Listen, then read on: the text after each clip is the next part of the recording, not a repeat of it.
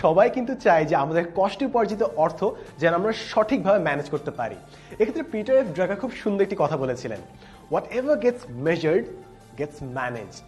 তাই আমাদের কষ্টে উপার্জিত অর্থ যদি আমরা সঠিকভাবে মেজার করে ম্যানেজ করতে চাই, তাহলে এর বেস্ট সিস্টেম হচ্ছে পার্সোনাল বাজেট সম্পর্কে জানা। তাই এই এপিসোডে আমরা দেখব পার্সোনাল বাজেট তৈরি করার বেসিক 4টি স্টেপ। স্টেপ নাম্বার 1, প্রথমেই এক পাশে আমাদের আয়ের উৎসগুলো চিহ্নিত করব এবং অন্য পাশে নিজের ব্যয়ের উৎসগুলো চিহ্নিত করব এবং প্রতিটা খাতের পাশে আমরা লিখে রাখবো যে কত খরচ হচ্ছে। তো এটা থেকে একদম বেসিকভাবে আমি বুঝতে পারবো যে ব্যয়ের চেয়ে যদি আমাদের আয় বেশি থাকে তাহলে আমরা মোটামুটি ঠিক জায়গায় আছি। স্টেপ নাম্বার 2, কিছু খরচ কিন্তু প্রতি মাসে হয় না। যেমন প্রতি মাসে কিন্তু আমরা ট্রাভেল করছি না, কিংবা হয়তো প্রতি মাসে আমরা ঘুরতে যাচ্ছি না অন্য জায়গায়, কিংবা প্রতি মাসে হয়তো আমাদের ইমার্জেন্সি চিকিৎসা দরকার হচ্ছে না। তো কিছু খরচ প্রতি মাসে হয় না, হুটহাট লেগে যায়। এবং কিছু উপার্জন আছে যেগুলো প্রতি মাসে হয় না, যেমন প্রতি মাসে হয়তো আমরা বোনাস পাই না, প্রতি মাসে হয়তো আমরা সালামি পাই না। তো এমন কিছু জিনিস আছে যেগুলো প্রতি মাসে হয় না, প্রতি মাসে ট্র্যাক করা যায় না। তো ওগুলো জিনিস আমরা আলাদা করে রাখবো, যেমন বোনাস কিংবা সালামি কিংবা ট্রিপে যাওয়া কিংবা চিকিৎসা খরচ। বাকি যেগুলো থাকে এগুলো প্রতি মাসে আমাদের খরচে আসে, যেমন যাতায়াতের খরচ, থাকা খাওয়ার খরচ, এবং কিছু আছে যেগুলো প্রতি মাসে আমাদের আর্নিং নিয়ে আসে, যেরকম ফ্রিল্যান্সিং করে হয়তো আপনার আর্নিং আসছে কিংবা টিউশনি করে আসছে।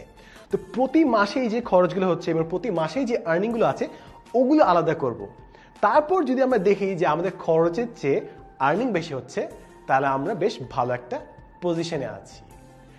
থার্ড স্টেপে আমরা 80-20 প্রিন্সিপাল ইউজ করব, অথবা যেটাকে বলে প্যারেটো প্রিন্সিপাল। অর্থাৎ আমরা সবসময় চাবো যেন আমাদের খরচের চেয়ে আর্নিংটা একটু বেশি থাকুক, কিংবা খরচের চেয়ে আর্নিংটার রেশিও যেন একটু বেড়ে থাকুক।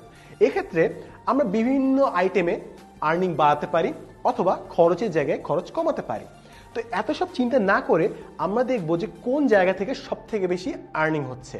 হয়তো আপনার টিউশনি থেকে 3000 ইনকাম হচ্ছে এবং ফ্রিল্যান্সিং থেকে 10,000।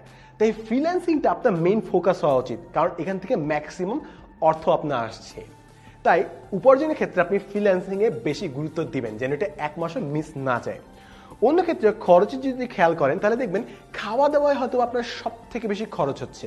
তাই টেলিফোন বিলে 20 টাকা 30 টাকা না বাঁচানোর চেষ্টা করে আমরা যদি খাবারের খরচে 1-2 বেলা একটু সেভ করি, তাহলে কিন্তু ম্যাক্সিমাম সেভিংটা হয়ে যায়। তাই প্রথমেই যখন আমরা আর্নিং এবং খরচের সোর্সগুলো আইডেন্টিফাই করব, তারপর ধরে ধরে সব থেকে বড় যে ফ্যাক্টরগুলো আছে ওগুলোর উপর আমরা ফোকাস করে আমাদের বাজেটটা কন্ট্রোলে আনার চেষ্টা করব।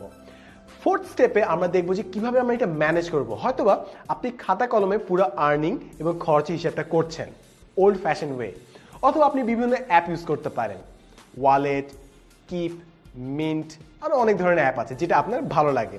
অথবা আপনি চাইলে কম্পিউটারে মাইক্রোসফট এক্সেল ইউজ করতে পারেন, অথবা আরও বেটার হয় যদি আপনি গুগল শিটস ব্যবহার করেন, যেটা ক্লাউডের মধ্যে আপনি ইজিলি শেয়ার করতে পারেন বিভিন্ন প্ল্যাটফর্মে।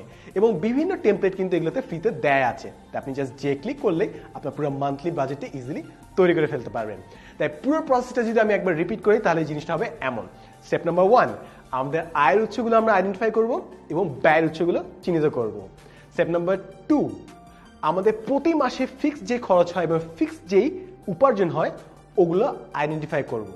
স্টেপ নাম্বার 3, সব থেকে বেশি আয়ের সোর্সটাতে গুরুত্ব দেব এবং সব থেকে বেশি খরচের সোর্সটাতে একটু রিডাকশনের চেষ্টা করব, একটু সঞ্চয় করার চেষ্টা করব। এবং স্টেপ নাম্বার 4, হয় খাতা কলম অথবা অ্যাপ অথবা গুগল শিটস অথবা আপনার মাইক্রোসফট এক্সেলে আমাদের পুরো প্রসেসটা ডকুমেন্ট করার চেষ্টা করব।